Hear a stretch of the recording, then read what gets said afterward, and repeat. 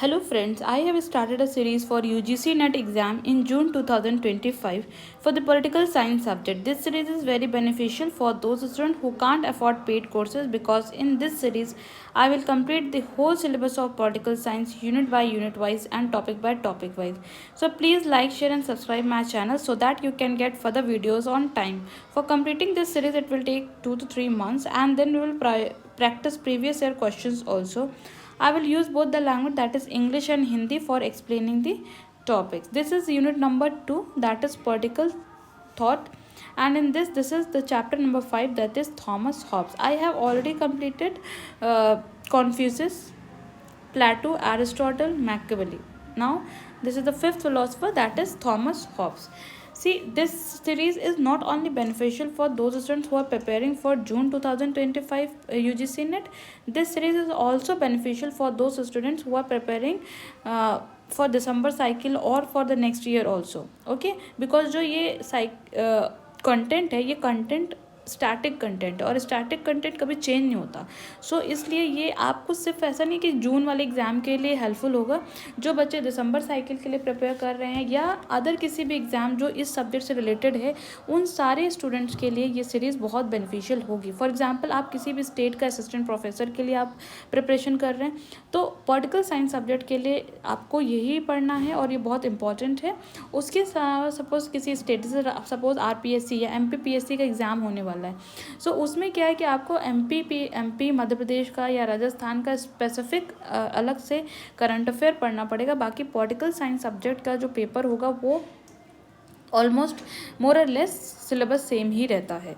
ठीक है. सो जो भी स्टूडेंट सिर्फ जून वाले को टारगेट करके ये मैंने नहीं बना रही हूँ सीरीज, ये उन सारे स्टूडेंट्स के लिए बना रही हूँ जो भी पॉलिटिकल साइंस सब्जेक्ट के स्टूडेंट्स हैं. अब वो कौन से एग्ज़ाम दे रहे हैं, it doesn't matter. UGC net तो वो तो UGC नेट बेस्ड पे ये प्रॉपर नोट्स हैं ही हैं. साथ ही साथ जो UPSC की प्रिपरेशन कर रहे हैं उनके लिए भी हेल्पफुल होगा ये वेस्टर्न पॉलिटिकल थॉट का यूनिट. जो बच्चे असिस्टेंट प्रोफेसर के लिए प्रिपेयर कर रहे हैं उनके लिए भी ये हेल्पफुल होगा. And these notes are very to the point notes. जो भी इंपॉर्टेंट है वो सब इंक्लूड कर रखा है इन नोट्स में. इन नोट आप इनको मल्टीपल टाइम इन वीडियोस को देखिए या फिर आप इन्हीं वीडियोस को देख कर खुद नोट्स बनाइए एंड आपको समझ में आएगा कि लास्ट टाइम रिवीजन के लिए ये नोट्स आपके लिए बहुत हेल्पफुल होंगे. एंड जब प्रीवियस ईयर क्वेश्चन सॉल्व करेंगे, एग्ज़ाम देंगे, तो आपको वहाँ पर समझ में आएगा कि ये नोट्स कितने हेल्पफुल थे. ठीक. सो हम लोग अब ये यूनिट नंबर 1 और यूनिट नंबर 5 मैंने कंप्लीट कर दिए. यूनिट 1 जो थी वो पॉलिटिकल थ्योरी थी एंड यूनिट 5 जो थी वो इंटरनेशनल रिलेशंस थी. ये यूनिट नंबर 2 है जिसको मैंने स्टार्ट किया था. अब इसे पहले हम लोग फिनिश करेंगे एंड देन उसके बाद हम लोग साथ यूनिट 3 को स्टार्ट करेंगे, Indian political thought. And parallelly international relations का जो यूनिट 5 थी उसके बाद यूनिट 6 आती है, इंडियाज़ फॉरेन पॉलिसी, उसको हम लोग देखेंगे. ठीक है. तो बिफोर जून मेरी पूरी कोशिश रहेगी कि क्योंकि बहुत सारे स्टूडेंट्स का ये कमेंट आ रहा है, इसलिए मैं चाहती हूँ कि मैं स्टार्टिंग में ही इस चीज़ को आपको क्लियर कर दूँ कि मैं बहुत कुछ स्टूडेंट्स हैं जो जून साइकिल के लिए प्रिपेयर कर रहे हैं, तो मैं उन्हें ये बता दूँ कि मेरी पूरी कोशिश रहेगी कि मैं पूरा सिलेबस कंप्लीट करने की कोशिश करूँ. बट इफ़ इन केस नहीं हो पाता है तो वो इम्पॉर्टेंट यूनिट्स में ज़रूर कंप्लीट करा दूँगी. For example unit number 7, unit 1 to unit 7 complete हो जाएंगी. यूनिट अगर 8, 9, 10 बचेगी तो उसमें अगर कुछ इंपॉर्टेंट जो ज़्यादा दिखेगा वो मैं कोशिश करूँगी कि फॉर एग्ज़ाम स्पेसिफिक पढ़ा दूँ. फिर उसके बाद लेटर ऑन जून के बाद उन पर्टिकुलर यूनिट को डिटेल में मैं एक्सप्लेन कर दूँ. ठीक है. सो आप प्लीज़ जो भी स्टूडेंट्स जून साइकिल के प्रिपेयर कर रहे हैं वो मुझे प्लीज़ कमेंट करके बताएं कि आपका क्या सजेशन है इससे रिलेटेड. ठीक. सो आज हम लोग पढ़ेंगे थॉमस हॉब्स के बारे में. इससे पहले हम लोगों ने मैकियावेली को देखा. देखिए, सबसे पहले हम लोगों ने जो वेस्टर्न पॉलिटिकल थिंकर्स में प्लेटो देखे, एरिस्टोटल देखे एंड फिर मैकियावेली देखा, और आज हमें थॉमस हॉब्स को समझना है. सो प्लेटो एंड एरिस्टोटल तो ये तो एशियन ग्रीक फिलोसोफर थे, ये ग्रीस से बिलोंग करते थे और वो एशियन टाइम्स के फिलोसफर्स थे. बिफोर BC उनकी अगर टाइमलाइन देखें तो BC की टाइमलाइन है. मैकियावेली जो थे वो पहले मॉडर्न पॉलिटिकल थिंकर थे, वेस्टर्न पॉलिटिकल थिंकर, जिनके हम लोगों ने व्यूज़ को देखा कि मैकियावेली के क्या व्यूज़ थे. अब हम लोग को थॉमस हॉब्स देखना है. थॉमस हॉब्स जो है, एक सबसे बड़ी बात आती है कि मैकियावेली को जब हम लोगों ने देखा तो ये समझा था कि वो फर्स्ट मॉडर्न पॉलिटिकल थिंकर थे. ठीक है। वो फर्स्ट मॉडर्न पॉलिटिकल थिंकर्स थे जिसमें कि हम लोगों ने ये सारी चीज़ों को समझा था कि कैसे मैकियावेली की थॉट्स में, फिलॉसफी में रेनेसा का इम्पैक्ट दिखा। रेनेसेंस क्या था वो सब कुछ मैंने आपको मैकियावेली वाले टॉपिक में बहुत अच्छे से क्लियर समझाया था। मैकियावेली का टॉपिक इतने अच्छे से क्लियर किया था कि आपको वो यूपीएससी वाले स्टूडेंट्स के लिए भी वो बहुत ज़्यादा बेनिफिशियल है। सो जो भी स्टूडेंट न्यू है प्लीज़ प्रीवियस वीडियोज़ को ज़रूर देखें। फिर अब हम लोग को समझना है थॉमस हॉब्स। तो थॉमस हॉब्स के पहले एक चीज़ ये समझ लीजिए कि ये लिबरलिज़म, ये पहले ऐसे थिंकर्स थे जिन्होंने लिबरलिज़म के बारे में, और ये लिबरल थिंकर थे, we can say that, but ये फुली लिबरल थिंकर नहीं थे। इनमें की जो फिलॉसफी थी उसमें एब्सोल्यूटिज्म भी इन्वॉल्व थी, एंड इसीलिए इनको हम फर्स्ट लिबरल थिंकर तो कहते हैं, बट इनको फादर ऑफ लिबरलिज्म नहीं कहते। हम लोग जॉन लॉक को फादर ऑफ लिबरलिज्म कहते हैं। जॉन लॉक, इसके बाद हम लोग जॉन लॉक को स्टडी करेंगे, ठीक है। सो अब हम लोग सबसे पहले थॉमस हॉब्स का ये देख लिया कि ये लिबरल थिंकर थे, तो मतलब लिबरलिज्म की फ़िलासफ़ी कहीं ना कहीं थोड़ा बहुत इनके थॉट में आपको दिखेगी। ओके, सो थॉमस हॉब्स कौन थे? सबसे पहले इनका बैकग्राउंड, इनका इंट्रोडक्शन ये देखते हैं क्या था। सो एक तो पहली बात, थॉमस हॉब्स ने स्टेटमेंट बोला था कि it is not wisdom but authority that makes a law. इन्होंने बोला कि विजडम नहीं बल्कि अथॉरिटी जो है वो लॉ बनाती है। सबसे पहले थॉमस हॉब्स की टाइमलाइन देखिए, 1588 से 1679 AD। प्लीज़ ये टाइमलाइन ज़रूर आप माइंड में रखिएगा ताकि आपको हर एक फ़िलासफ़र की टाइमलाइन माइंड में रहेगी, तो उस टाइम से रिलेटेड उनके जो पर्टिकुलर इन्वायरमेंट, उस टाइम के सराउंडिंग में क्या पॉलिटिकल और इकोनॉमिक सिनेरियो चल रहा था वो आपके माइंड में आ जाएगा, ठीक है। जैसे मैकियावेली इटली का आपको समझ में आ जाएगा कि उस टाइम पे इटली का यूनिफिकेशन के लिए मैकियावेली बहुत ज़्यादा परेशान थे क्योंकि वो बहुत ही ग्रेट पैट्रियट थे, एंड दैट इज़ वाई, और रेनेसा का भी उनके ऊपर इम्पैक्ट पड़ा था उस टाइम पे, तो इसलिए उनकी फ़िलासफ़ी में इन सारी चीज़ों को आप देखेंगे। इसी तरह आप थॉमस हॉब्स की जब टाइमलाइन को समझेंगे 1588 टू 1679 AD, तो आपको ये समझ में आएगा कि इसी के बीच में कहीं ना कहीं, क्योंकि ये कहाँ पे बॉर्न थे, ये इंग्लैंड में बॉर्न हुए थे। So English born political philosopher थे, तो इसलिए इनके टाइम पे इंग्लिश सिविल वॉर हुआ था। सिविल वॉर हुआ था, उसको मैं आपको बताऊंगी कि वो सिविल वॉर क्या था। तो इस सिविल वॉर की वजह से भी इनकी फ़िलासफ़ी में इस चीज़ का काफ़ी इम्पैक्ट पड़ा था, ठीक है। सो आपको इस टाइमलाइन समझ में आ गई 1588 to 1679 AD। So Thomas Hobbes was most controversial and important figure in Western political thought. English-born philosopher, famous for social contract theory. अब ये सबसे पहले फिलोसोफर थे जिन्होंने सोशल कॉन्ट्रैक्ट थ्योरी दी। ये हॉब्स जो है वो फेमस ही किस लिए हुआ था? सोशल कॉन्ट्रैक्ट थ्योरी की वजह से। अब ये सोशल कॉन्ट्रैक्ट थ्योरी हॉब्स की क्या थी, इसको हम लोग समझेंगे, ठीक है। Due to alleged atheism and blasphemy known as the monster of Marburg, England। देखिए अब इसको समझने की कोशिश कीजिए कि ये एथीज्म और ब्लास्फेमी क्या होता है, क्योंकि देखिए ये क्या है, एथीज्म मतलब क्या होता है कि डिसबिलीव इन गॉड। ये गॉड पे बिलीव नहीं करते थे, इनको मतलब गॉड से रिलेटेड बहुत ही कम रिस्पेक्ट शो करते थे, तो इस वजह से इनको मॉन्स्टर ऑफ मैसबर्ग भी कहा जाता है। मॉन्स्टर मीन्स राक्षस, ठीक, क्योंकि ये गॉड पे बिलीव नहीं करते थे, तो that's why he was known as monster of Malmesbury. अब मैल्सबर्ग क्या है? मैल्सबर्ग जो था वो इंग्लैंड में एक सिटी थी, और इसी वजह से क्योंकि ये मैल्सबर्ग इंग्लैंड में ही बॉर्न हुए थे, तो इसीलिए इनको मॉन्स्टर ऑफ मैल्सबर्ग कहा गया था। He also gave the absolutist theory of sovereignty, ठीक है। सॉवरेनिटी का कॉन्सेप्ट दिया था इन्होंने, बट इन्होंने एब्सोल्यूटिस्ट थ्योरी दी थी। ये इनका इंपॉर्टेंट है। देखिए एक सोशल कॉन्ट्रैक्ट थ्योरी इनकी इंपॉर्टेंट है, फिर उन्होंने क्योंकि एब्सोल्यूटिस्ट थ्योरी, सॉवरेनिटी तो दिया बट वो सॉवरन को बिल्कुल एब्सोल्यूट पावर्स दे दी, तो एब्सोल्यूटिस्ट थ्योरी ऑफ सॉवरेनिटी दिया for the first time. And इसीलिए G.S. सबाइन जो थे उन्होंने इन पे क्या कमेंट किया था कि he was the greatest writer of political philosophy. G.S. Sabine ने तो उन्हें ग्रेटेस्ट राइटर बताया, बट कार्ल मार्क्स ने भी क्या बोला कि Thomas Hobbes was the father of all, ठीक है। तो Thomas Hobbes was the father of us all because he use. अब क्यों ऐसा बोला कार्ल मार्क्स ने कि ये फादर थे? क्योंकि इन्होंने साइंटिफिक प्रिंसिपल्स को यूज़ किया अपनी पॉलिटिकल फिलॉसफी को डेवलप करने के लिए।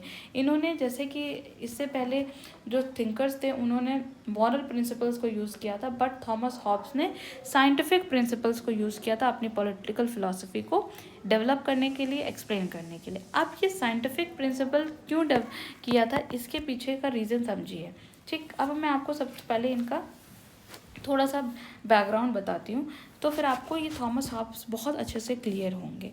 ठीक है, सबसे पहली बात तो थॉमस हॉब कहाँ पे बॉर्न हुए थे? आपको मैंने ऑलरेडी बताया कि इंग्लैंड में, मोल्सबर्ग इंग्लैंड में बॉर्न हुए थे। ये किसके फादर, मतलब इनके जो फादर थे, उनके फादर ने बहुत ही अर्ली एज में ही, मतलब अर्ली ईयर्स में ही अपनी फैमिली को छोड़ दिया था। तो इस वजह से हॉब्स जो थे, उनका जो बचपना था वो ऐसा था कि उनके फादर्स ने उनके फादर ने उनको छोड़ दिया था, उनकी फैमिली को। तो उनके अंकल ने उनको उनको पाला पोसा था। ठीक है, तो फिर उनके अंकल ने उनको 15 की एज में उनको हायर एजुकेशन के लिए ऑक्सफोर्ड यूनिवर्सिटी भी भेजा, क्योंकि उनको बहुत ही इंटरेस्ट था क्लासिकल लैंग्वेज को पढ़ने में। और वो अपनी जब एजुकेशन कंप्लीट करके वापस आए तो उन्होंने रॉयल, जो वहाँ के इंग्लैंड में उस टाइम पे मोनार्क्स रूल किया करते थे, किंग्स रूल किया करते थे, तो वहाँ पे ही अपनी पूरी रेस्ट ऑफ द लाइफ उन्होंने बिताई।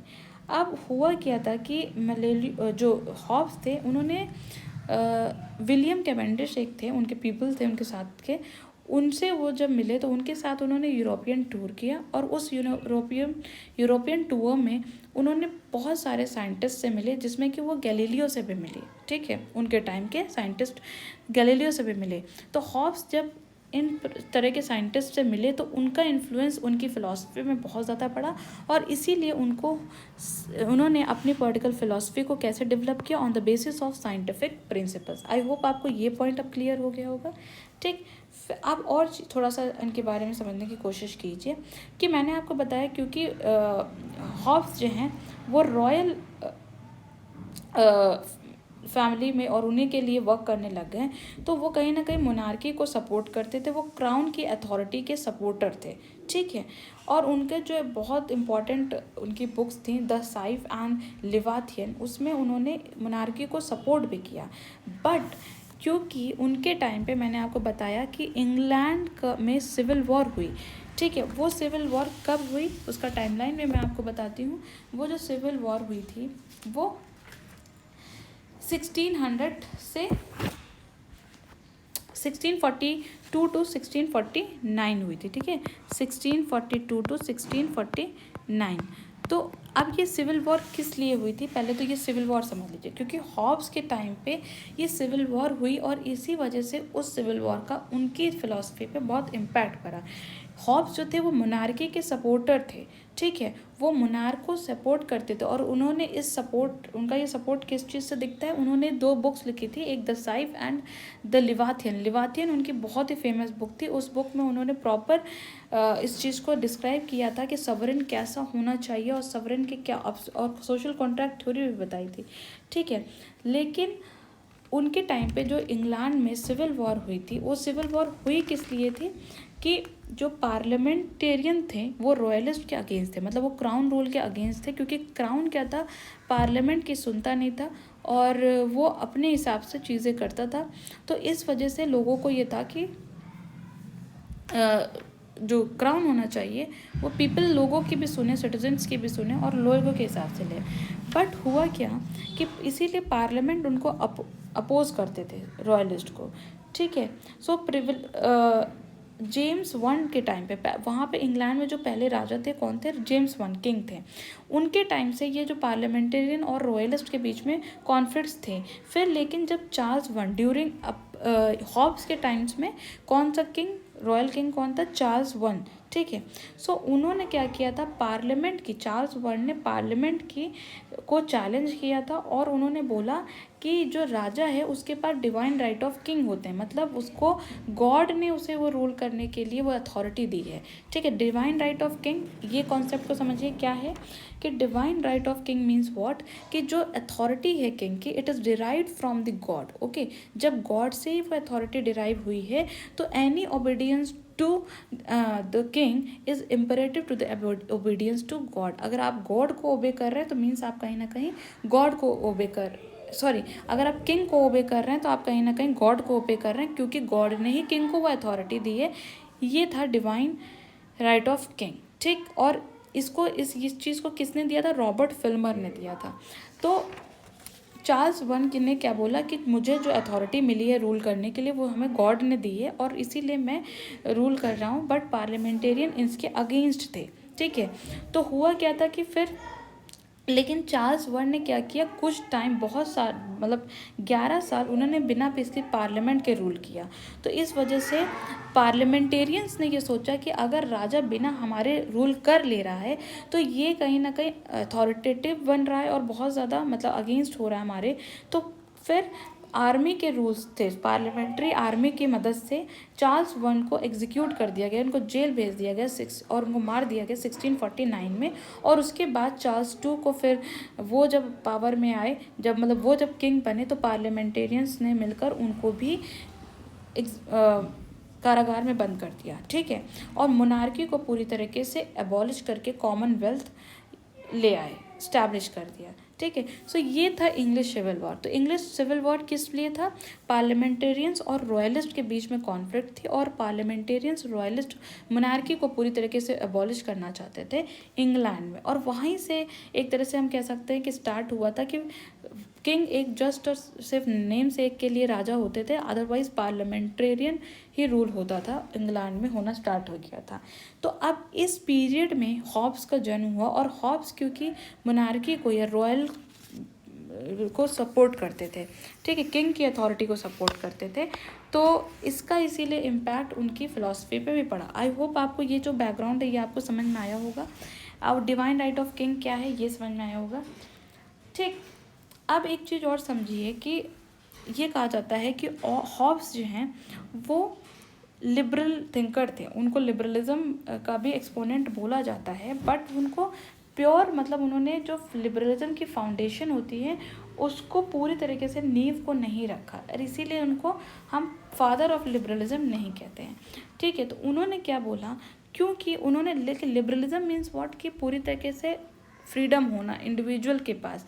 देखिए उन्हें लिबरल थिंकर्स क्यों कहा जाता है, पहले तो ये आप समझने की कोशिश कीजिए। क्योंकि उन्होंने सोशल कॉन्ट्रैक्ट थ्योरी दी थी, और उस सोशल कॉन्ट्रैक्ट में उन्होंने इंडिविजुअल को, सिटीजन्स को ये अधिकार दिया था कि वो अपना कंसेंट देके एक सवरन बनाए, ठीक, मतलब एक अल्टीमेट अथॉरिटी हो सवरन के पास। लेकिन उस सवरन को अल्टीमेट पावर दे दिया था, इसीलिए वो लिबरलिज्म के एक्सपोनेंट न बन के वो किसके एक्सपोनेंट बन गए, वो एब्सोल्यूटिज्म के चैम्पियन बन गए, instead of becoming the exponent of individualism, जहाँ पे वो इंडिविजुअल के कंसेंट को इम्पोर्टेंस ज़्यादा देके उन्होंने क्या बोला कि जब सवरन बन जाएगा, जो सुप्रीम अथॉरिटी होगी वो जब बन जाएगी तो उसके पास पूरी पावर हो जाएगी, फिर पीपल के पास उतनी पावर नहीं रहेगी, इसीलिए उनको एब्सोल्यूटिज्म का भी चैम्पियन कहा जाता है। आपको मैंने ये ओवरव्यू दिया है, ठीक है। अब आपको धीरे धीरे जब मैं इस चैप्टर को और समझाऊंगी, एक्सप्लेन करूंगी, तो और क्लियर आपको समझ में आएगा। तो आई होप यहाँ तक आपको चीज़ें क्लियर हो गई होंगी कि हॉब्स का जन्म कैसे हुआ, उनकी अर्ली लाइफ कैसी थी, और उनके टाइम पे जो इंग्लैंड में सिविल वॉर हुआ था उसका इनकी थ्योरी फिलॉसफी में, थॉट में क्या इम्पैक्ट पड़ा, ठीक है। अब हम लोग पढ़ते हैं और थोड़ा सा डिटेल में impact of English civil war. जो इंग्लैंड में सिविल वॉर हुई थी कब, 1642 से 1649 के बीच में, और थॉमस हॉब का टाइमलाइन क्या है, 1588 टू 1679। तो इसका उनके थॉट पे क्या इम्पैक्ट पड़ा इसको समझते हैं, ठीक। सो ड्यूरिंग 1640-60s इंग्लैंड में एक पॉलिटिकल अपहीवल हो रही थी। अब पॉलिटिकल अपहीवल मतलब बहुत ज़्यादा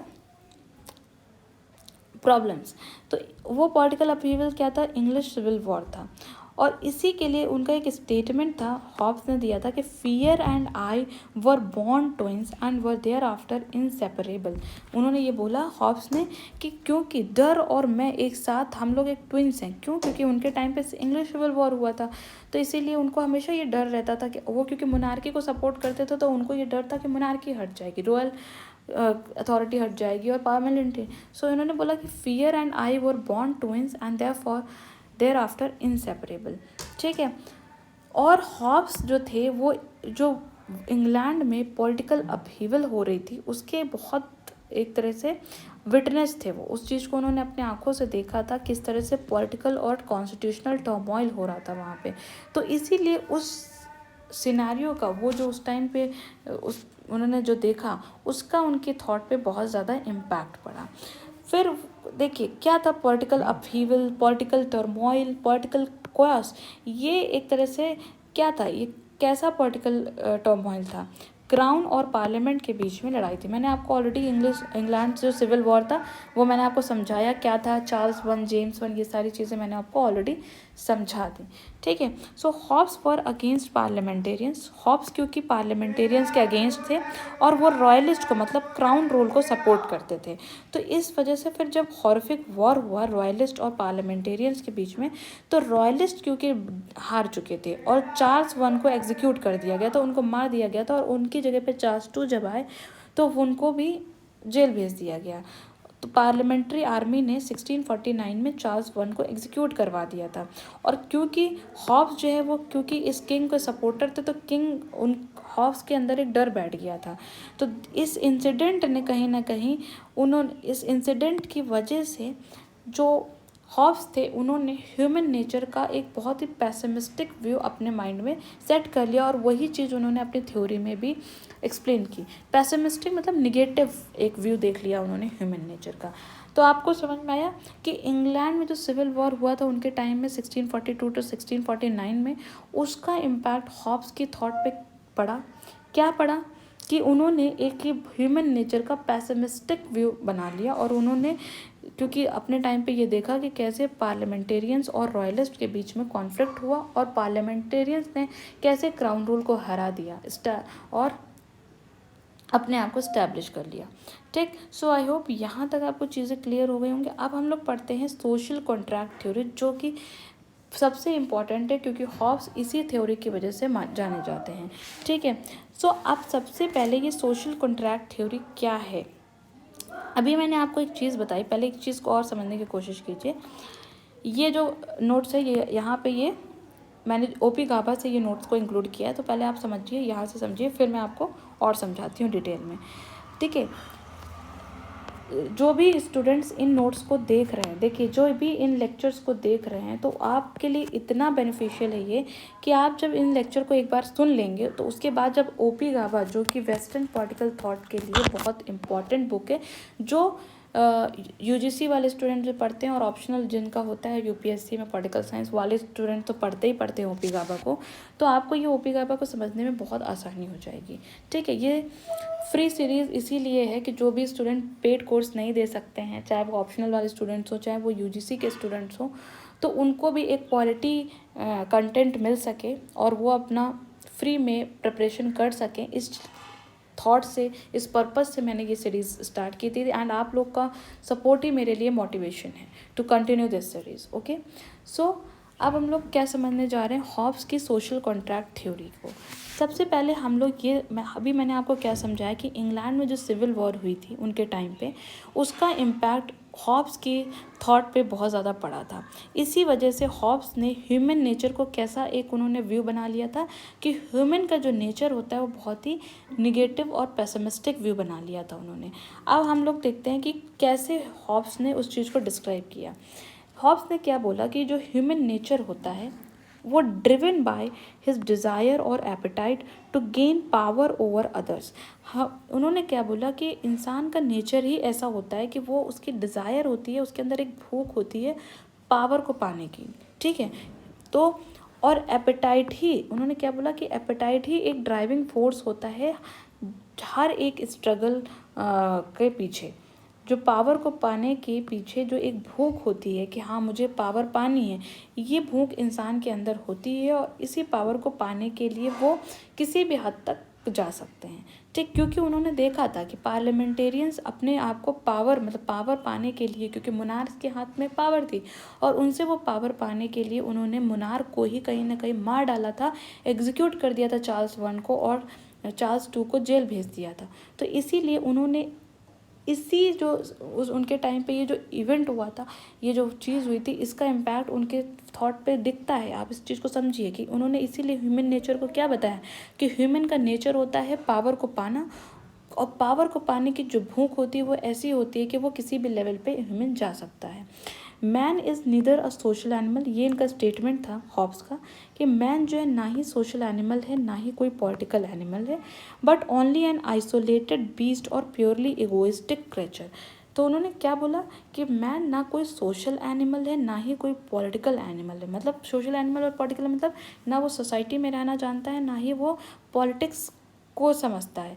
मैन जो है बहुत ही आइसोलेटेड है, और वो क्या है, उन्होंने उससे किसको कंपेयर किया, बीस्ट से कंपेयर किया, और बहुत ही इगोइस्टिक क्रिएचर है, मतलब उसके अंदर एक ईगो होता है। बीस्ट मतलब जानवर, ठीक है। तो उन्होंने इंसान को जानवर बता दिया, और वो भी निगेटिव वे में बताया कि ये आइसोलेटेड जानवर है, ये इसके अंदर बहुत ही इगोइस्टिक होती है, वो पावर हंग्री होता है, बहुत ही सेल्फिश होता है मैन, और इसीलिए इन्होंने अपनी मैन के बारे में पैसिमिस्टिक व्यू को रखा। आई होप आपको ये बात समझ में आ रही होगी। और एक चीज़ और उन्होंने बताया, उनकी जो थ्योरी थी कहीं ना कहीं रिडक्शनिज्म को फेवर करती थी। रिडक्शनिज्म मतलब क्या, कि वो कॉम्प्लेक्स फिनोमेना को सिंपल फिनोमेना में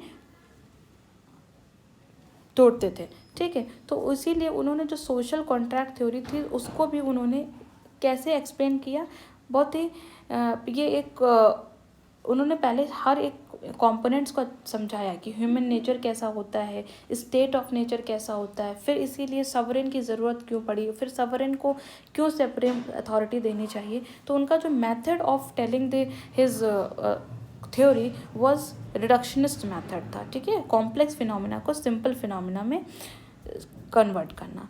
तो आपको ये समझ में आया कि हॉब्स ने ह्यूमन नेचर को कैसे डिस्क्राइब किया। आई होप आपको ये पॉइंट अच्छे से समझ में आया होगा कि ह्यूमन नेचर को कैसे हॉब्स ने डिस्क्राइब किया।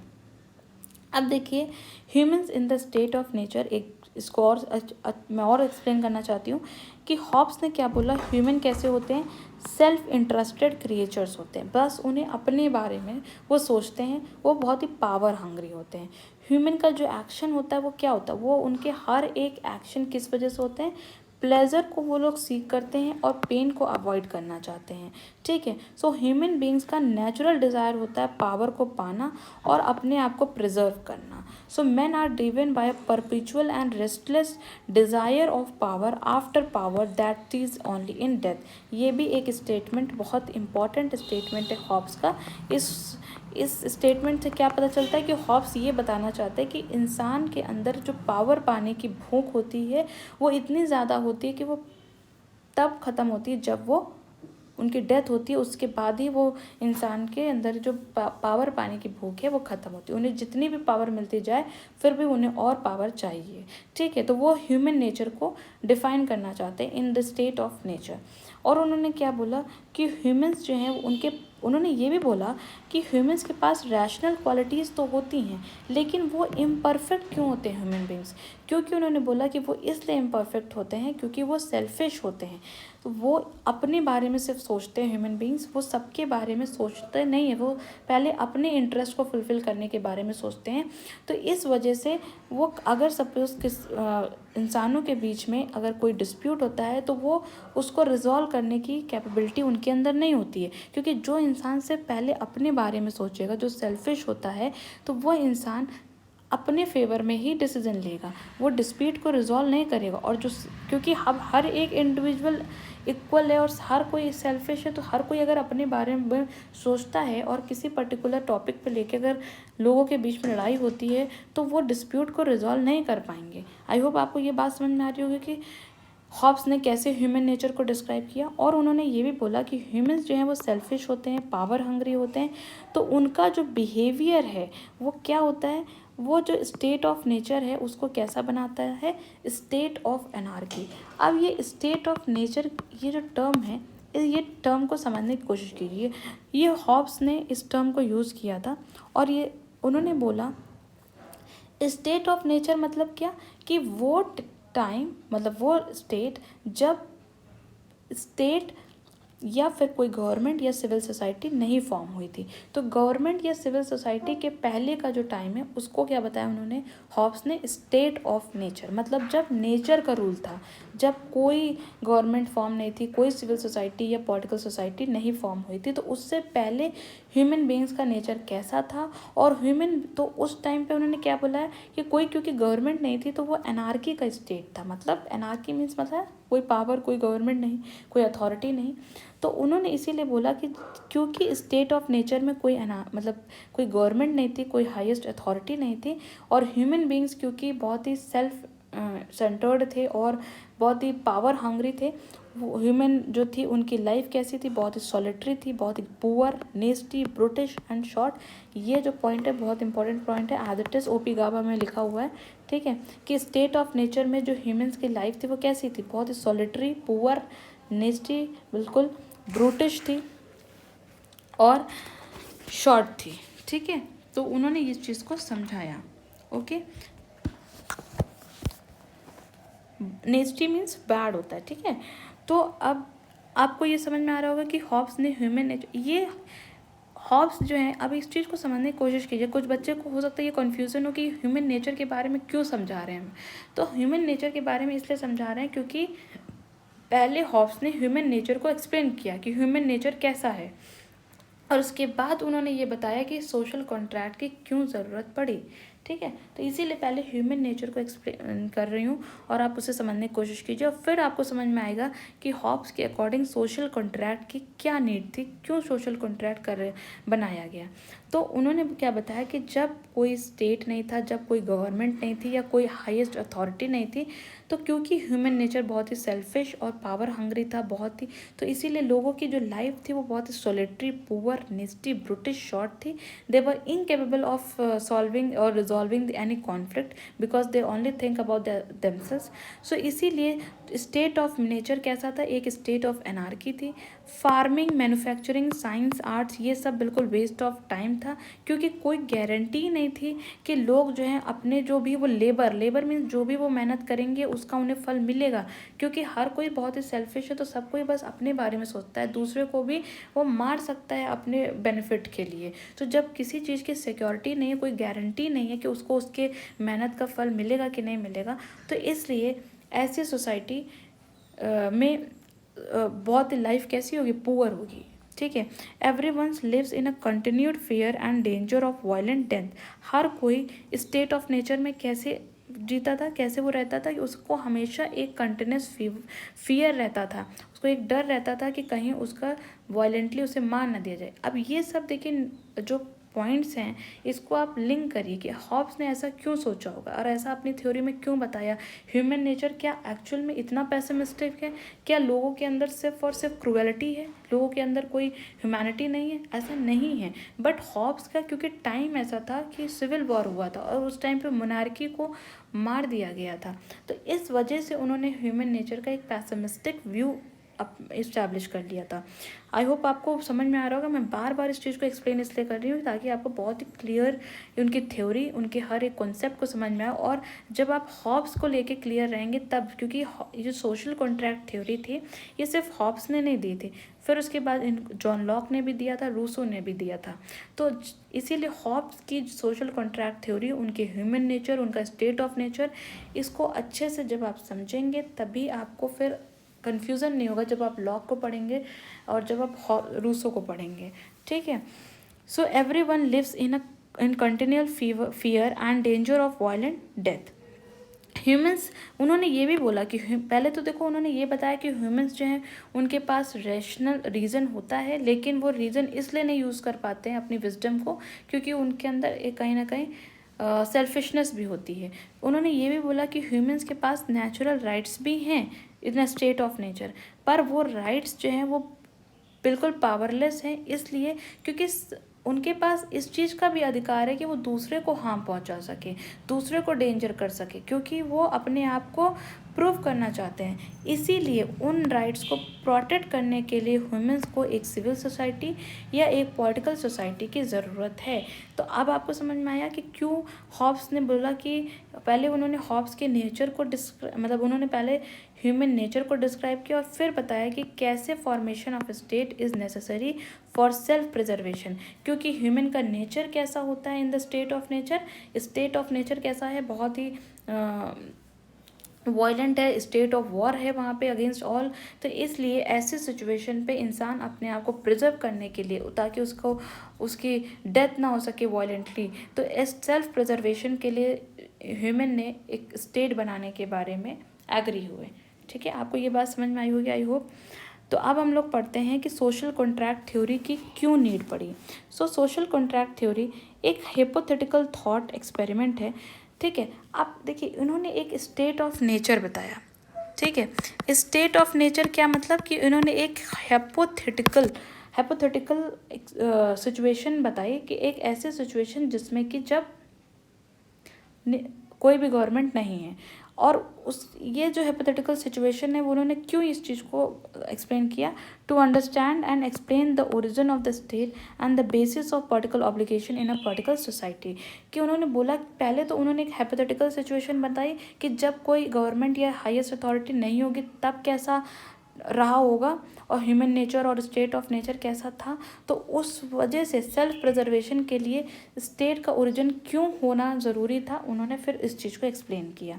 Hobbes use this method to support his idea of common wealth. Leviathan उनकी जो बुक थी, उस बुक में उन्होंने इसको बुक एक्सप्लेन किया कि इसीलिए जो है वो जो कॉमन वेल्थ की ज़रूरत पड़ी। ठीक है, और ह्यूमन नेचर को उन्होंने बताया कि बहुत ही कॉन्फ्लिक्टिंग बताया, क्योंकि उनके टाइम पे इंग्लिश सिविल वॉर हुआ था। To keep man away from destroying one another they must relinquish some of their rights to a higher power that will protect them from one another, hence requirement for social contract. तो यहाँ पे ये point आपको explain कर रहा है कि social contract की क्यों ज़रूरत पड़ी। उन्होंने क्या बताया कि सोशल कॉन्ट्रैक्ट की इसलिए ज़रूरत पड़ी क्योंकि जब स्टेट ऑफ नेचर में जब कोई गवर्नमेंट या हाईएस्ट अथॉरिटी नहीं है तो हर एक इंसान दूसरे इंसान को नुकसान पहुंचाना चाहता है, हार्म करना चाहता है। क्यों?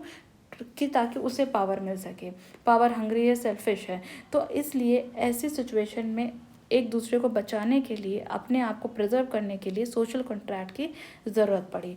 तो इन्होंने अपने सोशल कॉन्ट्रैक्ट थ्योरी को देने के लिए ह्यूमन नेचर को पहले एक्सप्लेन किया। फिर उन्होंने बताया कि जब स्टेट ऑफ नेचर मतलब जब कोई गवर्नमेंट नहीं थी तो उस टाइम पे कैसी इनकन्वीनियंसेस थी, क्या प्रॉब्लम्स थी, जिसकी वजह से उन्होंने ये रैशनल दिया। रैशनल मीन्स क्या होता है? रैशनल मतलब होता है कि रीज़न बताया उन्होंने कि क्यों कॉन्ट्रैक्ट की ज़रूरत पड़ी, लॉज ऑफ नेचर क्या हैं उन्होंने ये भी बताया। फिर उन्होंने सोशल कॉन्ट्रैक्ट को एक्सप्लेन किया और सॉवरेन पावर का फॉर्मेशन बताया। ठीक है, सोशल कॉन्ट्रैक्ट एक अलग चीज़ है और सॉवरेन पावर एक अलग चीज़ है। बहुत बच्चे इस चीज़ से कंफ्यूज हो जाते हैं। बहुत से स्टूडेंट्स को मुझे पता है कि अभी भी ये क्लियर ही नहीं हुआ होगा कि सोशल कॉन्ट्रैक्ट और पॉलिटिकल कॉन्ट्रैक्ट दो अलग अलग चीज़ें होती हैं। और जो हॉब्स ने सोशल कॉन्ट्रैक्ट किया था उसमें उन्होंने बस ये बताया था कि हर एक इंसान अपना कुछ ना कुछ राइट्स को सरेंडर करके, कुछ नहीं सारे राइट्स को सरेंडर करके वो जो सवरन पावर है मतलब जो सुप्रीम अथॉरिटी है उसको सारे पावर दे देगा। ठीक है, और लेकिन वो सुप्रीम अथॉरिटी का कोई मतलब और ये नहीं होगा कि उसका इन रिटर्न कोई ड्यूटी नहीं होगी, उसकी बस इतनी ड्यूटी होगी कि वो जो कहेगा वही सबको जनता को करना पड़ेगा। ये चीज़ मैं अभी आगे आपको एक्सप्लेन करूँगी। ठीक है, सो आई होप आपको ये समझ में आएगा कि हॉब्स ने ह्यूमन नेचर को कैसे एक्सप्लेन किया, फिर सोशल कॉन्ट्रैक्ट थ्योरी क्यों ज़रूरी थी, इस चीज़ को आपको समझ में आया होगा। अब हम लोग पढ़ते हैं कि हॉब्स ने लॉज ऑफ नेचर क्या बताए। उन्होंने बोला कि कुछ लॉज ऑफ नेचर है, मतलब नेचर के, प्रकृति के कुछ नियम हैं। उन नियम को उन्होंने टोटल 19 लॉज बताए, जिसको आर्टिकल्स ऑफ पीस भी बताया। लेकिन उन्होंने बोला कि जिसमें से उन्होंने 3 इम्पॉर्टेंट लॉज ऑफ नेचर को ज़्यादा इंपॉर्टेंस दी और वो मैंने यहाँ पे इंक्लूड किया, समझाया है। ठीक, सो Hobbs presented the idea of laws of nature to provide the rationale behind the formation of state। इस हॉब्स ने स्टेट की मतलब गवर्नमेंट या स्टेट को बनाने, वो जो सवरन पावर था उसको बनाने की क्या ज़रूरत थी, इस चीज़ को समझाने के लिए उन्होंने लॉज ऑफ नेचर का आइडिया बताया। ठीक है, उन्होंने लॉज ऑफ नेचर बताए और फिर उससे उन्होंने बताया कि क्यों स्टेट बनाने की ज़रूरत है। उन्होंने बोला कि जो स्टेट ऑफ नेचर है वहाँ पे कैसी सिचुएशन है, एनार्किक सिचुएशन। एनार्किक मीन्स कोई गवर्नमेंट नहीं, कोई ऐसी सुप्रीम अथॉरिटी नहीं जो रूल कर सके और प्रॉपर जजमेंट ले सके। तो इस वजह से लोगों के अंदर ये विजडम आई कि नेचुरल सोसाइटी में उनकी लाइफ जो है वो प्रिजर्व नहीं है, उनकी लाइफ को डेंजर है नेचुरल सोसाइटी में। तो इसीलिए स्टेट का फॉर्मेशन होना ज़रूरी है। और उन्होंने लॉज ऑफ नेचर बताए। अब देखो उन्होंने क्या पहला लॉ बताया। उन्होंने फर्स्ट लॉ ये बताया कि हर एक इंसान जो है वो शांति तो चाहता है लेकिन, और उसे फॉलो भी करना चाहता है, लेकिन क्योंकि ह्यूमन का नेचर होता है सेल्फिश होना, तो कॉन्फ्लिक्ट्स हो जाते हैं। सो उन्होंने पहली चीज़ बताई कि इंसान जो है वो पीस तो चाहता है। दूसरी चीज़ उन्होंने बताई कि वो उस पीस को, उस शांति को पाने के लिए वो अपने नेचुरल राइट्स, अब जैसे बहुत सारे नेचर ने हमें अधिकार दे रखे, जैसे इक्वालिटी का अधिकार, लाइफ एंड प्रॉपर, अपनी लाइफ को बचाने का अधिकार, उसको जीने का अधिकार, right to life, right to property, right to liberty, उसको फ्रीडम, ये एक नेचर गिवन राइट्स हैं, ये नेचुरल राइट्स हैं।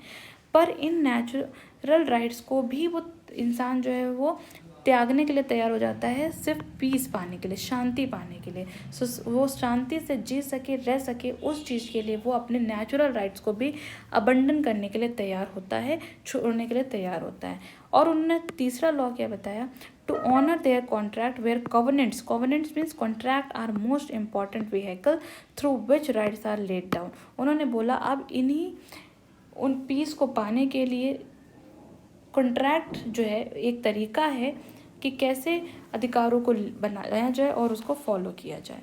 आई होप आपको ये लॉज ऑफ नेचर जो हॉब्स ने डिस्क्राइब किए समझ में आए, और उन्होंने कैसे इस चीज़ को बताया कि ये जो नेचर के लॉ हैं, ये जो कानून है प्रकृति के, ये कानून की वजह से ही उन्होंने जस्टिफाई किया कि स्टेट का फॉर्मेशन क्यों ज़रूरी है। क्योंकि उन्होंने बोला कि पीस सब लोग चाहते हैं, शांति सब लोग चाहते हैं, पर उस शांति को मेंटेन करने के लिए, रेगुलेट करने के लिए एक सवरन पावर की ज़रूरत है और इसीलिए एक कॉन्ट्रैक्ट की ज़रूरत है। आई होप आपको ये बात समझ में आई होगी। अब हम लोग समझते हैं कि सोशल कॉन्ट्रैक्ट क्या है और अब कैसे एब्सोल्यूट सवरन का क्रिएशन किया हॉब्स ने। और इन्होंने क्योंकि एब्सोल्यूट सवरन का क्रिएशन किया, इसीलिए इनको एब्सोल्यूटिज्म भी बोलते हैं या एब्सोल्यूटिस्ट थिंकर भी बोलते हैं। ठीक है, और इसी वजह से इनको क्रिटिसाइज भी किया जाता है। ठीक है, तो सबसे पहले अब हम आपको समझाते हैं कि स्टेट ऑफ नेचर क्या है।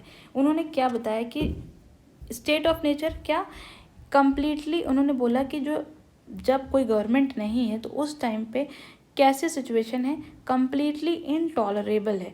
इसीलिए जो रैशनल मैन है वो विलिंग है, वो तैयार हैं अपने अपने अधिकारों को अब सरेंडर करने के लिए। किसको सरेंडर करने के लिए, एब्सोल्यूट अथॉरिटी, ऐसी अथॉरिटी जो उसके पास एब्सोल्यूट पावर है।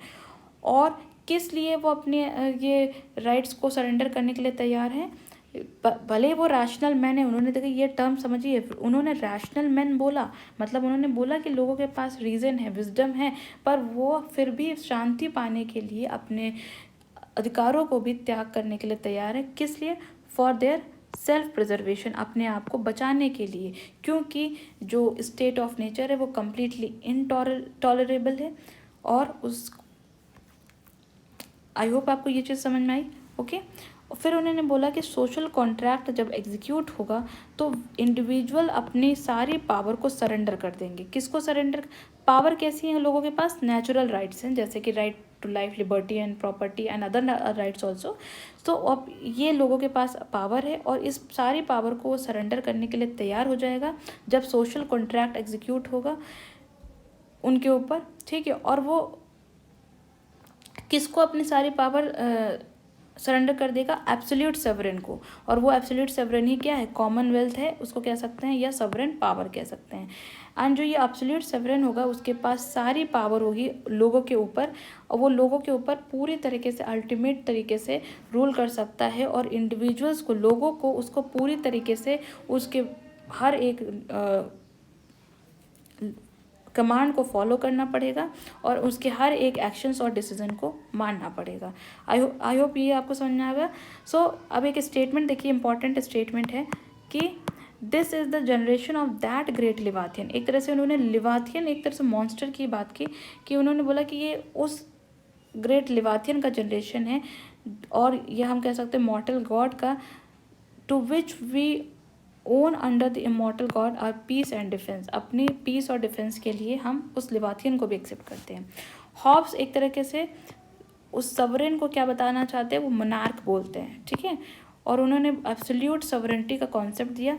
एब्सोल्यूट सवरेंटी मतलब जिस भी इंडिविजुअल को पावर मिल रही है वो एब्सोल्यूट है, और उसकी पावर को क्वेश्चन नहीं कर सकते लोग। जब उसकी पावर को क्वेश्चन नहीं कर सकते तो एक इसी को हम बोलते हैं एब्सोल्यूटिज्म, ठीक है। और इसलिए हम ये कह सकते हैं कि लोगों को ये तो पावर दी कि हाँ अपनी पावर को सरेंडर कर देना है एक सवरेन को, पर अब वो सवरेन को क्योंकि एब्सोल्यूट पावर दे दी और लोगों के हाथ में फिर वो सारी पावर छीन के उसके हाथ में दे दी, इसीलिए वो लिबरलिज्म, हम वे कह सकते हैं कि हॉब्स जो हैं वो पूरी तरीके से लिबरल थिंकर नहीं थे। उन्होंने थोड़ी लिबर्टी दी कि लोग अपने मन से एक कंसेंट से वो जो है एक कॉन्ट्रैक्ट बनाएंगे, लेकिन कॉन्ट्रैक्ट बनाने के बाद जो सारी पावर किसको दे दी गई, उस सवरेन को दे दी गई, इसीलिए वो हॉब्स जो हैं वो एब्सोल्यूटिस्ट थिंकर कहलाते हैं। आई होप आपको ये चीज़ बहुत अच्छे से समझ में आएगी। मैं बहुत ज़्यादा तरीके से क्लियर करना चाहती हूँ, बार बार उसी चीज़ को समझा रही हूँ ताकि आपको ये बहुत अच्छे से सोशल कॉन्ट्रैक्ट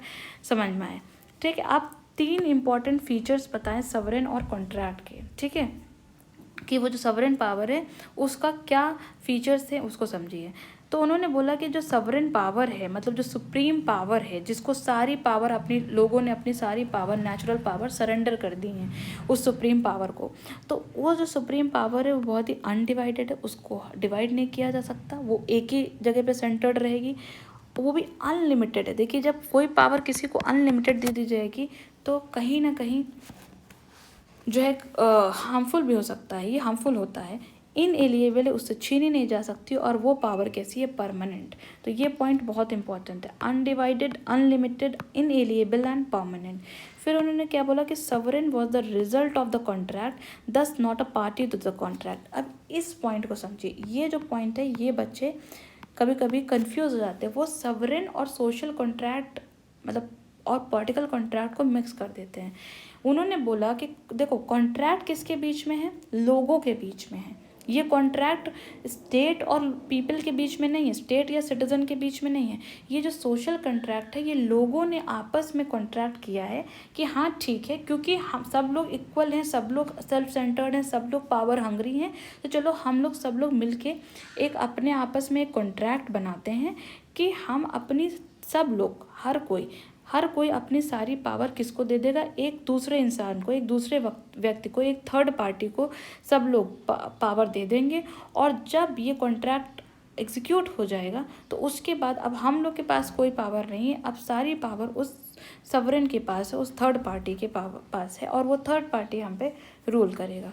तो ये पॉइंट आपको समझ में आया कि जो सवरेन है अकॉर्डिंग टू हॉब्स वो कॉन्ट्रैक्ट का रिजल्ट है, इसीलिए उस कॉन्ट्रैक्ट का पार्टी नहीं है, क्योंकि कोई भी कॉन्ट्रैक्ट होता है तो पार्टी, दो पार्टीज़ के बीच में कॉन्ट्रैक्ट होता है, 2 या 3 या मल्टीपल पार्टीज़। तो यहाँ पे उस कॉन्ट्रैक्ट का ये जो सोशल कॉन्ट्रैक्ट है उसकी पार्टीज़ कौन है, खुद लोग ही उसकी पार्टी हैं, ठीक है। और सवरेन जो सुप्रीम अथॉरिटी जो बनाई जाएगी वो उस कॉन्ट्रैक्ट का पार्टी नहीं है, वो तो उसका रिजल्ट है।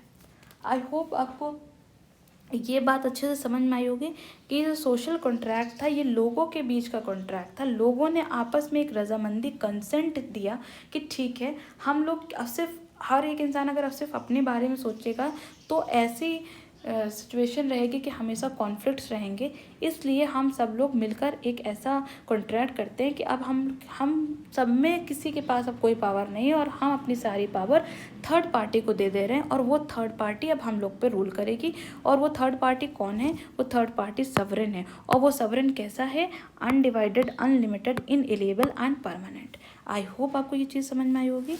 तो नो राइट टू रिवॉल्ट, एक बहुत बड़ा पॉइंट हॉब्स ने ये भी बोला कि जब वो सवरेन बन जाएगा तो उस सवरेन के अगेंस्ट फिर किसी के पास, हम में से किसी के पास वो अधिकार नहीं होगा कि उसको हटा सके, उसको मतलब उसके अगेंस्ट में रेवोल्यूशन कर सके, ठीक है। और द कॉन्ट्रैक्ट वॉज परपिचुअल, वो कॉन्ट्रैक्ट परपिचुअल है और इररिवोकेबल है, उसको रिवोक नहीं किया जा सकता। मीन्स रिवोकेबल मीन्स कि उसे वापस नहीं किया जा सकता। कॉन्ट्रैक्ट बन गया तो बन गया।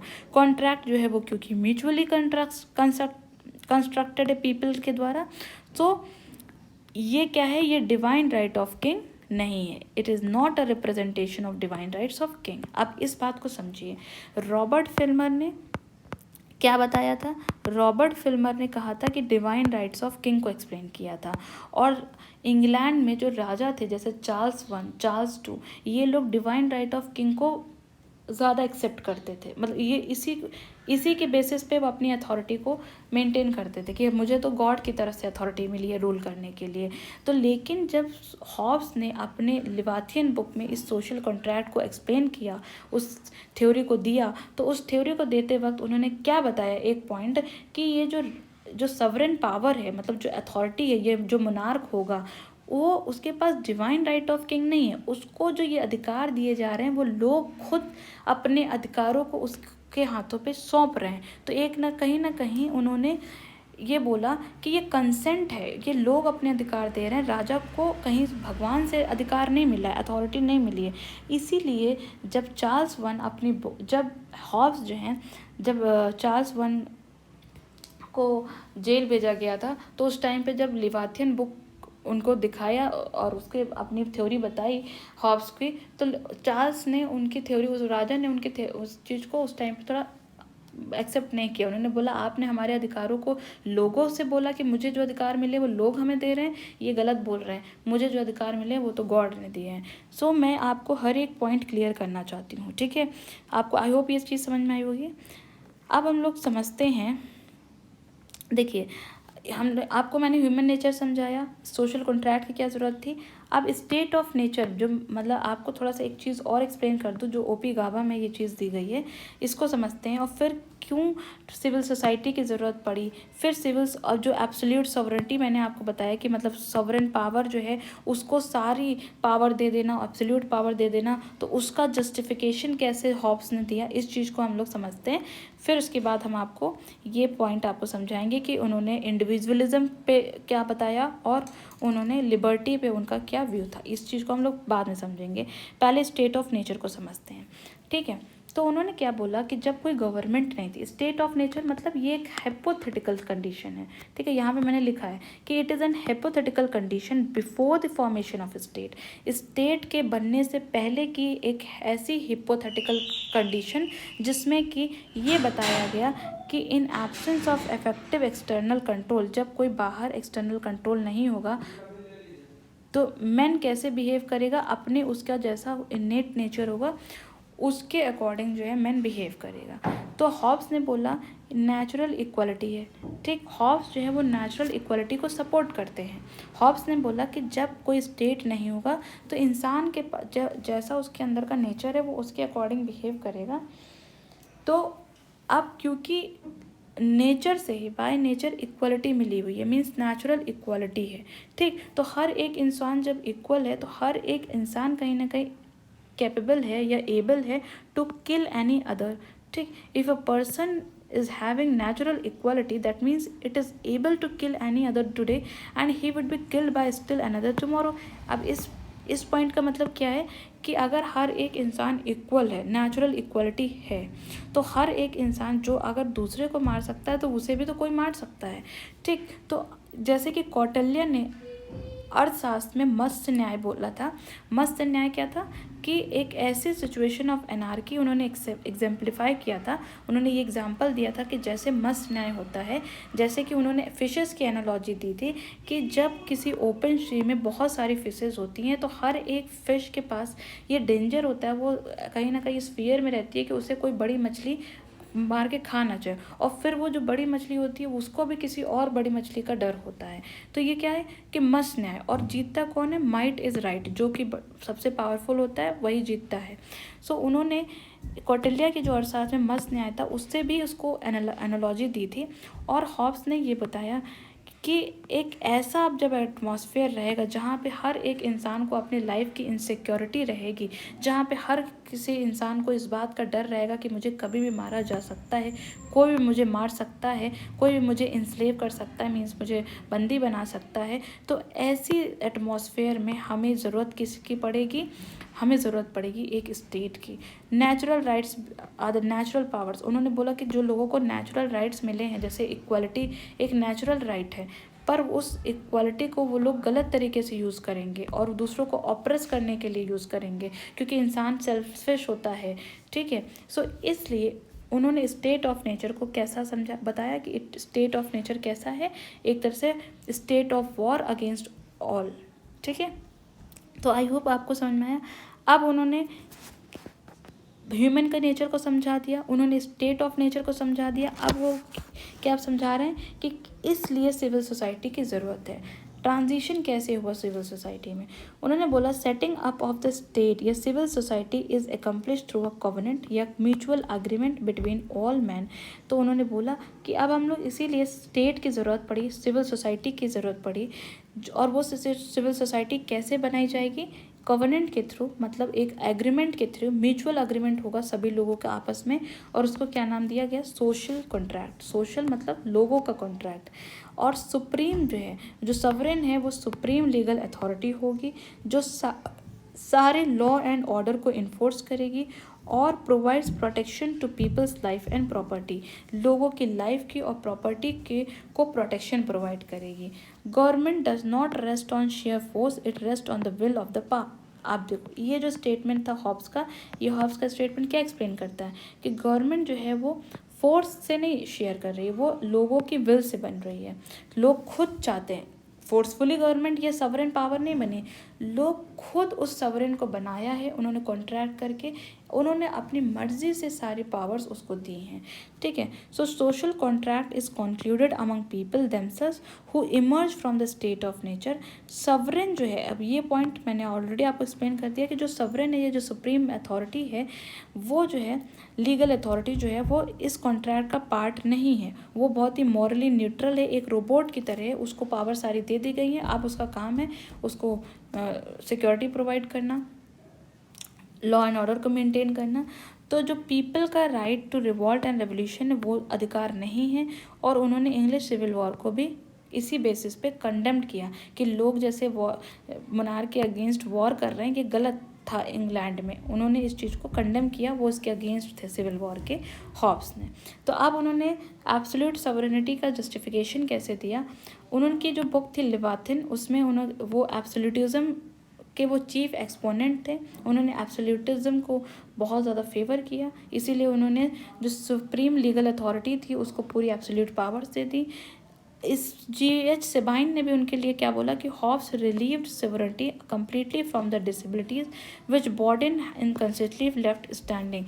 एक्चुअली जीन बॉर्डन एक फिलोसोफर थे, उन्होंने थ्योरी ऑफ सवरेनिटी दिया था। तो उनकी जो थ्योरी ऑफ सवरेनिटी थी उसमें, लेकिन जो सवरेन पावर था उसको अनलिमिटेड पावर नहीं दी थी, उन्होंने कुछ लिमिटेड पावर दी थी।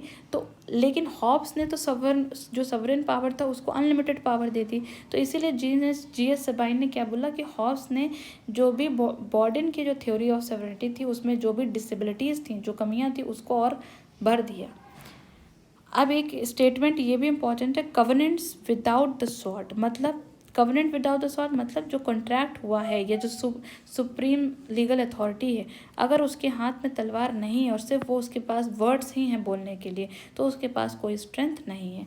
मान लो आपको ये कह दिया जाए कि सपोज़ आपको कोई पावर दे दी जाए, लेकिन उस पावर में आपको सिर्फ ये लीगल वे में हो, लिखित हो, और आपको उसको रूल करने के लिए या आपके हाथ में मारने की पावर दे दी जाए, लेकिन आपको चाकू या तलवार ना दी जाए, तो क्या आप पावरफुल हुए या पावरलेस हुए?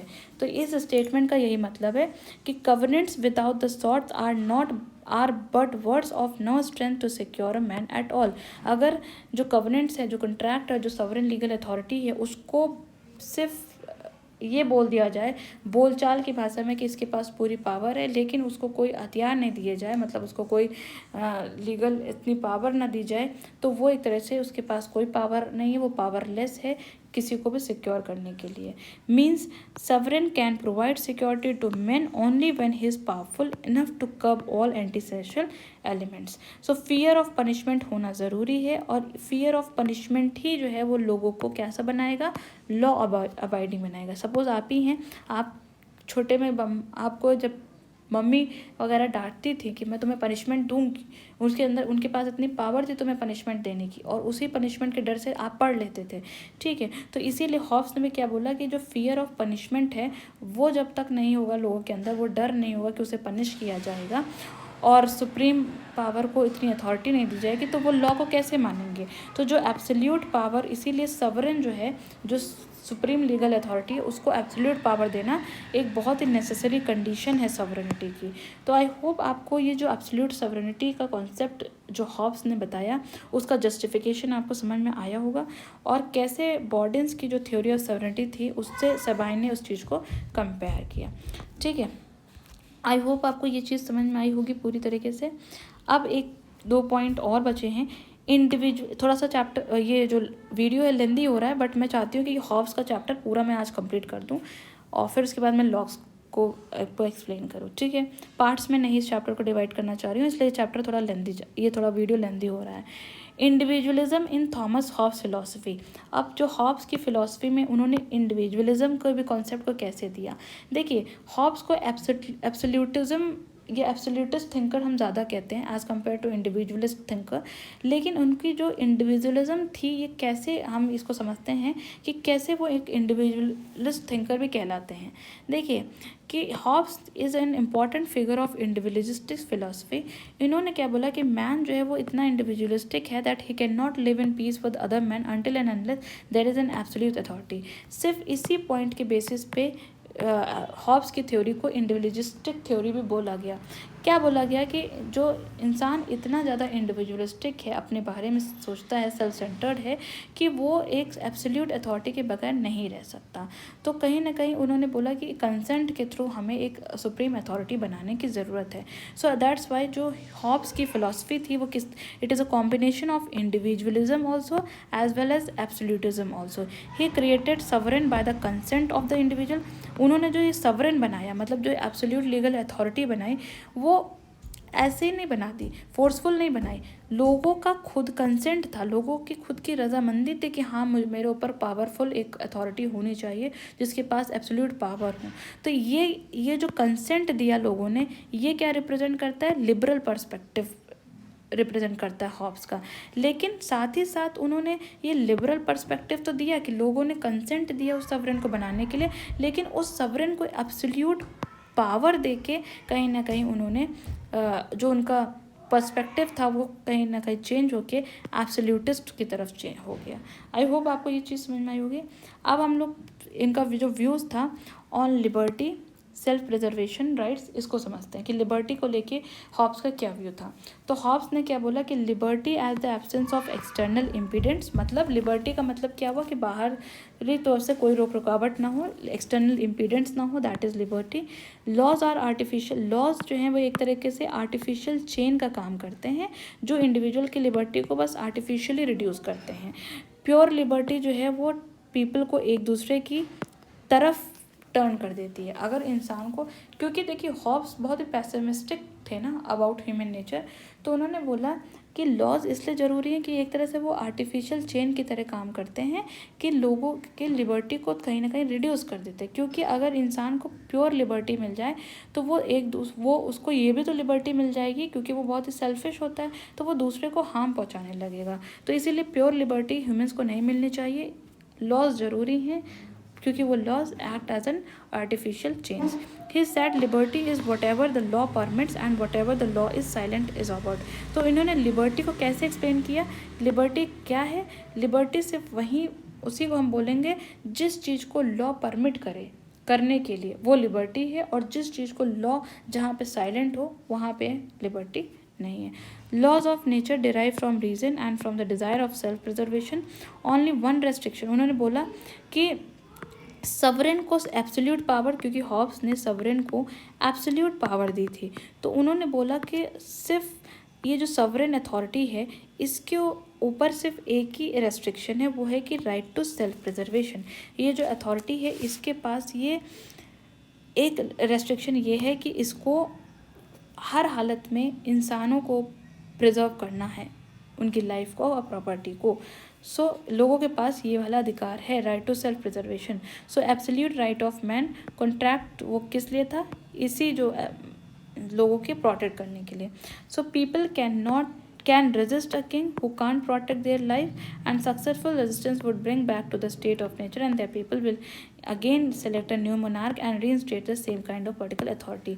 तो उन्होंने ये भी बोला कि क्योंकि लोगों के पास सेल्फ प्रिजर्वेशन का अधिकार है, तो अगर जो एब्सोल्यूट मोनार्क है या जो सॉवरेन पावर है, अगर वो उनके इस अधिकार को नहीं प्रोटेक्ट कर पा रहा, तब उस कंडीशन में लोगों के पास अधिकार है उस सॉवरेन को हटाने का, और सॉवरेन को हटा के फिर नया सॉवरेन बनाने का, और इस तरह से प्रोसेस चलेगा। तो आई होप आपको ये पूरा सोशल कॉन्ट्रैक्ट अच्छे से समझ में आया होगा। हॉब्स ने कैसे ह्यूमन नेचर को बताया, कैसा स्टेट ऑफ नेचर बताया, और फिर कैसे सोशल कॉन्ट्रैक्ट की क्या ज़रूरत थी, क्या जस्टिफिकेशन दिया, ये आपको आई होप, और फिर जो एब्सोल्यूट सॉवरेन था वो क्या था और उसको जस्टिफिकेशन कैसे दिया हॉब्स ने, आई होप आपको ये सब समझ में आया होगा। अब हम लोग पढ़ते हैं क्रिटिसिज्म, कि हॉब्स को क्रिटिसाइज़ भी किया। ऑब्वियसली बात है, उनको इसलिए क्रिटिसाइज़ किया गया होगा क्योंकि उन्होंने सॉवरेन को एब्सोल्यूट पावर दे दी और लोगों के हाथ की लिबर्टी, लोगों की जो लिबर्टी थी उसको थोड़ा ना कहीं उसके लिबर्टी को रिड्यूस कर दिया। तो इस बेसिस पे उन्हें क्रिटिसाइज़ किया गया। उन्हें ये भी क्रिटिसाइज़ किया गया कि अगर आप सारे लोग जो सुप्रीम अथॉरिटी है उसको सारा एब्सोल्यूट पावर दे देंगे, पर मान लीजिए वो इंसान कैपेबल ना हो, वो परफेक्ट ना हो, वो इनफॉलिबल पर्सन हो, तो फिर वो कहीं ना कहीं फ्लॉलेस सोशल कॉन्ट्रैक्ट होगा। ठीक है, मतलब वो फ्लॉलेस सोशल कॉन्ट्रैक्ट नहीं बन पाएगा क्योंकि वो इंसान में भी करप्ट हो सकता है। C.B. मैकफर्सन ने भी उनको एक बहुत ही पॉजिटिव इंडिविजुअलिज्म के बेसिस पे क्रिटिसाइज़ किया। तो आई होप यहाँ तक समझ में आ गया। अब आता है इम्पॉर्टेंट पॉइंट जहाँ से क्वेश्चन सबसे ज़्यादा आते हैं, famous books of Thomas Hobbes. उनका ईयर पढ़ना है, नेम पढ़ना है और सब्जेक्ट मैटर्स को पढ़ना है, ठीक, क्योंकि यहाँ से क्वेश्चन आता है। तो सबसे पहले 1642 में उनकी बुक थी द सीव, जो किस पे थी, सीव मतलब ऑन द सिटीजन पे थी। उन्होंने एंटिसिपेशन ऑफ द थीम लिवाथियन, जो लिवाथियन थीम था उसको उन्होंने कैसे, मतलब इस बुक में उन्होंने लिवाथियन बुक का एक तरीके से जो थीम क्या होगी उसका एक्सपेक्टेशन दे दिया। फिर 1651 में लिवाथियन जो उनकी बुक आई वो सबसे इम्पॉर्टेंट बुक 1651 में आई, जिसमें matter, form, power of the Commonwealth ये सब था। अब ये बुक 4 पार्ट्स में डिवाइड थी। इसमें लॉज ऑफ नेचर को डिस्क्राइब किया गया, सोशल कॉन्ट्रैक्ट थ्योरी को डिस्क्राइब किया और एब्सोल्यूट सॉवरेन को डिस्क्राइब किया। ठीक है, तो मैंने आपको ये सारी चीज़ें समझाई कि इन्होंने लॉज ऑफ नेचर, जिसमें 19 लॉज ऑफ नेचर बताए थे, जिसमें कि 3 लॉज ऑफ नेचर जो इंपॉर्टेंट थे और उसका जस्टिफिकेशन भी दिया था कि इसी की वजह से स्टेट का फॉर्मेशन ज़रूरी है, मैंने आपको ये समझाया। सेकेंड, आपको सोशल कॉन्ट्रैक्ट थ्योरी तो बहुत अच्छे से एक्सप्लेन की।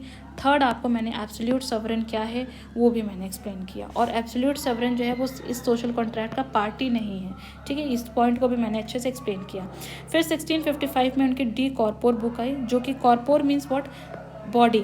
ठीक है, कॉर्पोर मतलब देखो, साइव मीन्स होता है सिटीजन, इस तरह से याद करिए, कॉर्पोर मीन्स होता है बॉडी, जिसमें कि उन्होंने उसको, it is also known as the elements of law, natural and politic. फिर डी होमिन मीन्स मैन पे उन्होंने बुक लिखी 1658 पे। सबसे पहले उन्होंने सिटीजन, फिर ये लिवाथियन, फिर बॉडी, फिर मैन।